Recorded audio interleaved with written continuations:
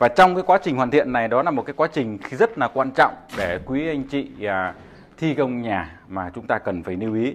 Ở trên tầng trên sẽ có một cái điều lưu ý cực kỳ quan trọng. Nếu mà bác nào mà chuẩn bị xây nhà thì không nên bỏ qua. Cần phải vệ sinh sạch cái bụi bẩn đó đi.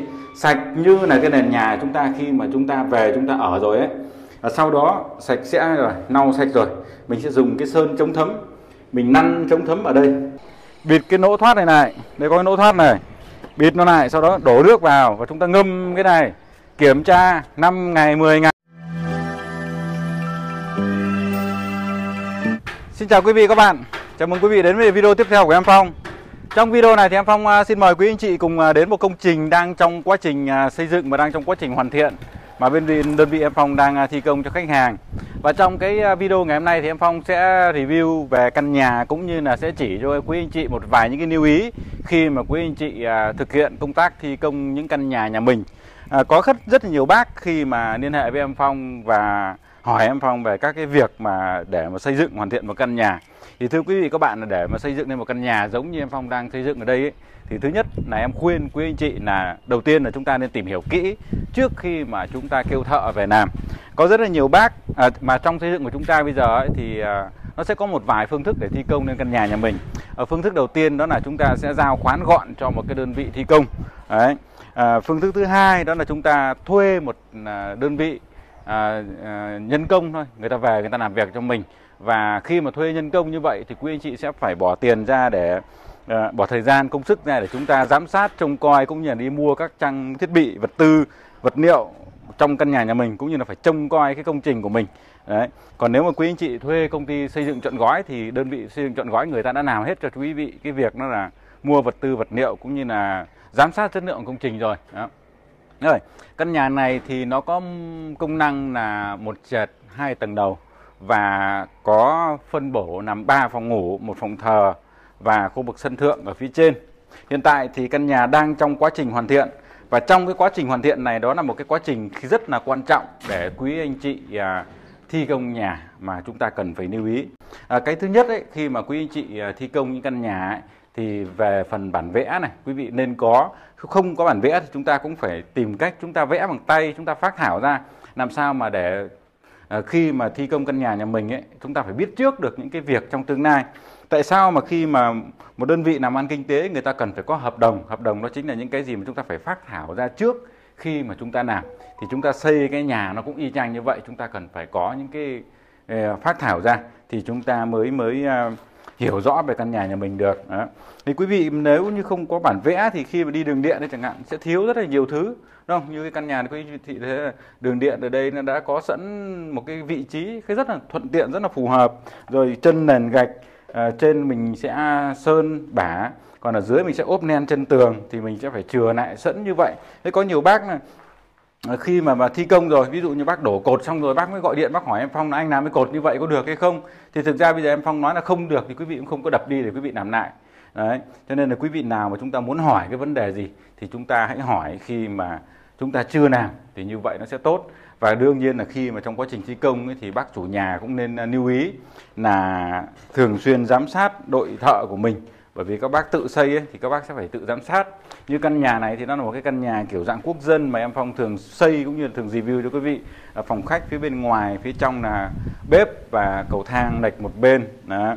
Quý anh chị thấy là ở trong những cái vị trí mà giáp bí giữa bê tông và tường gạch ấy, thì tất cả những vị trí ở đây em Phong đều cho đóng lưới để nó hạn chế tối đa cái hiện tượng răng nứt của căn nhà mình. Đó.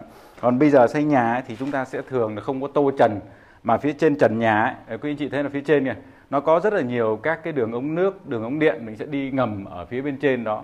Cho nên là phía bên trên đó chúng ta sẽ chủ yếu là để cho các cái hộp kỹ thuật nó chạy ở phía trên đó thay vì là chúng ta đi nổi như ngày xưa.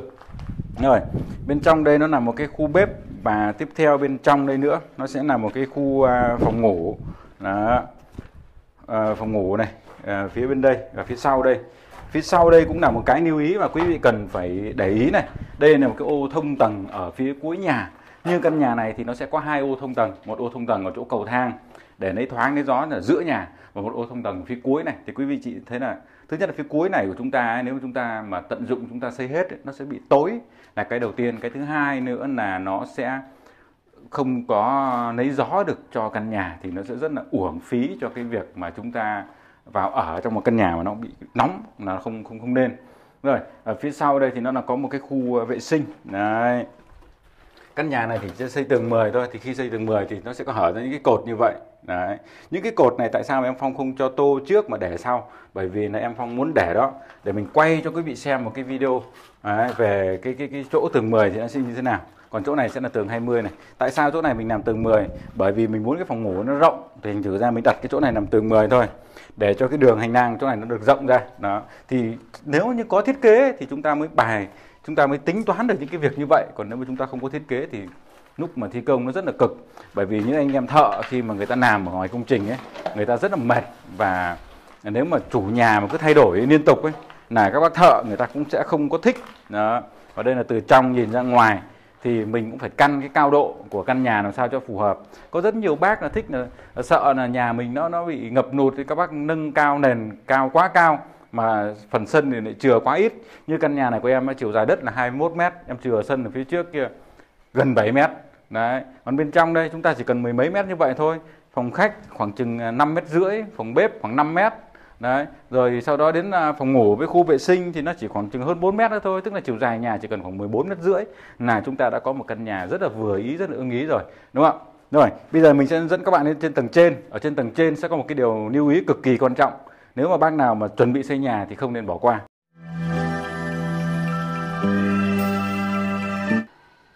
Đây là cái khu vực tầng trên của cái căn nhà này. Thì tầng trên của căn nhà này nó cũng sẽ giống như nhiều những cái tầng trên của những cái căn nhà khác thôi. Nhưng mà tuy nhiên ở trên đây nó có những cái hạng mục mà đang trong quá trình thi công mà em Phong muốn giới thiệu đến quý anh chị. Chúng ta có sảnh phía giữa này và có một cái phòng ngủ ở phía đằng trước này. Phòng ngủ này thì bên mình thiết kế rất là to, rộng, làm sao mà để về đây ở được một cách là cực kỳ thoải mái và cực kỳ sung sướng khi mà ở trong cái phòng này. Bố trí giường cũng như là bàn làm việc rất là ok. Và cái mà mình muốn lưu ý đến quý anh chị và các bạn đó chính là cái khu vực phòng vệ sinh ở đây. Thì quý anh chị thấy là cái phòng vệ sinh ở đây ấy, để cho nó không bị thấm nước khi mà chúng ta sử dụng, thì quý anh chị thấy là phòng vệ sinh ở đây ấy, là khi mà chúng ta xây dựng ấy, thì nó sẽ có những cái bụi bẩn giống như phía ngoài đó. Và để thi công phòng vệ sinh này thì mình cần phải vệ sinh sạch cái bụi bẩn đó đi, sạch như là cái nền nhà chúng ta khi mà chúng ta về chúng ta ở rồi ấy. Và sau đó sạch sẽ rồi, lau sạch rồi, mình sẽ dùng cái sơn chống thấm, mình năn chống thấm ở đấy, năn trên cái nền này. Và cái quan trọng là quý anh chị phải năn nó cao lên, từ dưới lên đây ít nhất là phải được khoảng 20 cm giống như vậy. Đó, thì khi đó ấy, nước nó không có bị ngấm vào cái chân tường, nó không làm mục đi cái chân tường của quý anh chị. Và những cái lỗ cầu ở đây này, quý anh chị cũng cần phải làm cái chống thấm. Đấy, cái này thì mình đã thi công rồi cho nên là mình trong lúc thi công thì mình không quay.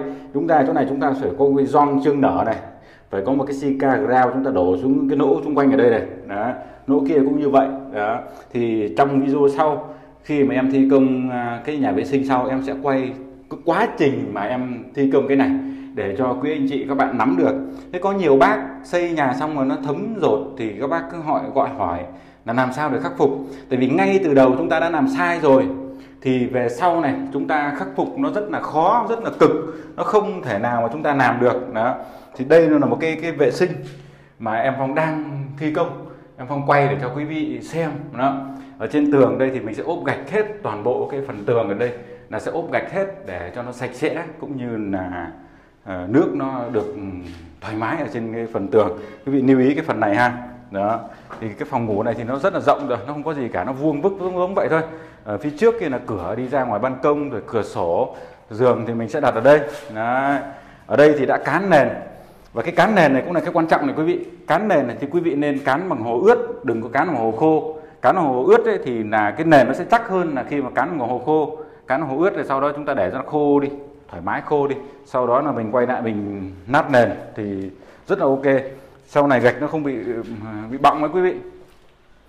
Ngay đây thì chúng ta sẽ có một cái hộp CB công tắc điện tổng ở vị trí này. Thì chúng ta sẽ phân bổ các cái đường nai điện cũng như là internet các kiểu nằm ở đây. Đó, đây là cái sảnh, và trên đây chúng ta sẽ có cái cầu thang đi lên phía trên. Và phía đằng sau đây thì cũng có một cái phòng ngủ. Đấy, phòng ngủ ở phía đằng sau đây nó cũng rất là thoáng. Đấy, nó thoáng bởi vì quý anh chị thấy là ở phía dưới ấy, Nếu quý anh chị để ý thì phía dưới mình đã có một cái ô mình chừa lại ở phía góc này rồi. Thì khi mà ở trên đấy thì gió nó thổi vào rất là mát và cực kỳ tuyệt vời. Khi mà chúng ta có một cái phòng ngủ mà nó thông khí được như vậy, nó mát được như vậy, thì khi mà sinh khí nó vào được trong nhà ấy, tiền vào nhiều lắm quý vị. Cho nên là khi quý vị xây nhà ấy, nhớ gọi em Phong. Đấy, tư vấn miễn phí, không lấy tiền. Còn quý vị nào yêu mến kêu em Phong xây thì ok, mình xây luôn. Đó, đây là cái phòng vệ sinh thứ hai, đấy là phía đằng sau đây. Và quý vị thấy là phía dưới đây, tất cả các cái lưới đều được đóng hết ở trong cái chân tường. Và đây là cái phòng vệ sinh. Thì trong đây mình cũng năn sơn chống thấm giống như là cái phòng vệ sinh ở phía dưới, phòng vệ sinh phía trước ấy, đó, năn sơn chống thấm hết. Đó, thì nó phải đảm bảo như vậy. Và sau khi năn sơn chống thấm xong rồi, nó khô rồi, được chưa? Mình sẽ đổ nước vào đây và mình sẽ nhòm xem là ở phía dưới bê tông ấy, đổ vào đấy 5-7 ngày, 10 ngày, xem là nước nó có bị thấm xuống cái phần dưới hay không. Đó, thì như vậy nó phải đạt yêu cầu, chứ không phải nó năn xong là xong đâu quý vị. Đó, rồi bây giờ thì đây là tầng 2 thì nó có 2 phòng ngủ như vậy. Giờ mình sẽ lên tầng 3, xem là trên tầng 3 có cái gì thú vị thì sẽ chia sẻ cho quý anh chị để quý anh chị cùng nắm bắt ha. Trên khu vực tầng 3 ở đây ấy, thì nó sẽ là một cái tum. Chúng ta sẽ làm một cái phòng thờ ở khu vực phía trên đây, đồng thời làm khu vực sân thượng phía trước và phía sau. Đây, bên ngoài đây là khu vực sân thượng. Đứng ra ngoài này gió mát quá quý vị ơi. Ở ngoài đây thì gió rất là mát. Hôm nay thì là lễ 30 tháng 4, 1 tháng 5, nhưng mà tuy nhiên thì có bác thợ sơn thèm tiền cho nên vẫn đi làm. Kêu ông ấy nghỉ mà ông không chịu. Đây, đứng ở đây thì chúng ta sẽ nhìn thấy bệnh viện tỉnh 1.500 giường này, công an thành phố Thủ Dầu Một này, khu dân cư Định Hòa này, đó, bệnh viện Phương Chi này, rồi nhìn về trung tâm thành phố mới Bình Dương, cũng như nhìn về trung tâm của thành phố Thủ Dầu Một. Đấy, căn nhà này thì chủ đầu tư xây lên để bán, cho nên là quý anh chị nào mà chúng ta ưng mua một căn nhà nằm ở phường Hiệp Thành ấy, thì quý anh chị có thể xem video và liên hệ với em Phong để đặt chỗ trước về căn nhà này. Rồi, đây là cái phần sân thượng. Thì cái phần sân thượng này nó cũng có cái phần phải chống thấm, thì quý vị cũng cần phải lưu ý, được chưa? Rồi, nó cũng sẽ giống như là cái nhà vệ sinh. Khi mà chúng ta làm xong cái nền, đổ xong cái nền mái rồi, thì chúng ta sẽ phải vệ sinh sạch đi, sau đó năn sơn chống thấm và năn cao nó lên. Đây quý vị thấy là cái vệt đen đen đó, là mình năn cao nó lên. Sau khi năn cao nó lên rồi, chúng ta mới đổ nước vào. Khi mà đổ nước vào ấy, thì chúng ta cần phải bịt cái ngạnh cửa này, bịt cái lỗ thoát này. Đây có cái lỗ thoát này, bịt nó lại, sau đó đổ nước vào và chúng ta ngâm cái này, kiểm tra 5 ngày, 10 ngày, xem là nước nó có thấm xuống dưới hay không. Nếu mà nước nó thấm, chúng ta tiếp tục chúng ta năn chống thấm. Còn nó hết thấm rồi, mình mới cán nền giống như vậy. Và sau khi cán nền xong thì chúng ta để cho nền nó khô, sau đó chúng ta sẽ nát gạch. Đó quý vị. Đó. Rồi, đây là phường Hiệp Thành, thành phố Thủ Dầu Một, tỉnh Bình Dương. Và nó là khu vực miền Nam nha quý vị, không phải khu vực miền Bắc. Cho nên là khi mà xem video của em Phong thì có rất nhiều bác ở ngoài miền Bắc ấy, các bác gọi điện, các bác chê là tại sao xây nhà mà quay gạch nỗ lại quay ngang ra như vậy. Thì thưa quý vị, ở trong này tất cả mọi người đều xây như vậy, không chỉ riêng gì đơn vị của em Phong. Đâu nhỉ? Đây, cái nhà bên kia người ta đang xây kìa quý vị, người ta cũng quay toàn 100% là gạch nỗ quay ra ngang hết. Và công trình nào nữa khuất rồi, ở bên kia có một công trình nữa cũng đang xây, người ta cũng quay gạch nỗ hết. Tức là tất cả các cái khu vực miền Nam này người ta đều quay như vậy. Và căn nhà này chống thấm được hay không chống thấm được ấy, là nó nhờ cái lớp sơn, lớp áo bảo vệ ở phía bên ngoài, chứ không phải là nhờ cái viên gạch nó chống thấm. Viên gạch này kể cả có quay dọc hay quay ngang ấy, nó cũng vẫn thấm hết à. Quan trọng là chúng ta tô vào và chúng ta năn sơn vào. Năn sơn vào là nó giống như chúng ta mặc cái áo. Nếu như quý vị mặc cái áo mưa ấy, thì đi ra ngoài trời mưa nó không có bị ướt. Còn quý vị mặc cái áo vải bình thường này đi ra ngoài trời mưa ấy, là nó sẽ ướt áo, ướt người chúng ta. Thì xây căn nhà nó cũng như vậy, đấy chưa? Cho nên là quý anh chị lưu ý giữa các cái vùng miền và giữa các cách thức để mình làm. Ở ngoài miền Bắc các quý vị xây cái nhà này nó chỉ hết được khoảng chừng dưới tỷ thôi, nhưng mà căn nhà này em xây cho khách ấy là hơn 1,5 tỷ đấy quý vị ạ. Cho nên là cái việc mà gia chủ người ta chi rất là nhiều tiền ở trong căn nhà này thì sẽ làm rất là nhiều các cái hạng mục, nó sẽ kỳ công hơn và nó cực hơn, được chưa? Đó. Rồi, nếu mà thấy phần trình bày của em Phong mà vui vẻ, hữu ích cho quý anh chị thì nhớ thả tim, chia sẻ video này và đồng thời để lại những ý kiến bình luận để chúng ta sẽ cùng nhau trao đổi về những cái tiết mục như là xây nhà hoặc là những mẫu nhà đẹp, đúng không ạ? Đấy, còn quý vị vị nào mà ưng mua thì liên hệ sớm với em Phong để được sở hữu một căn nhà ngay từ lúc còn mới thật là mới, đúng không ạ? Rồi, bye bye, hẹn gặp lại mọi người.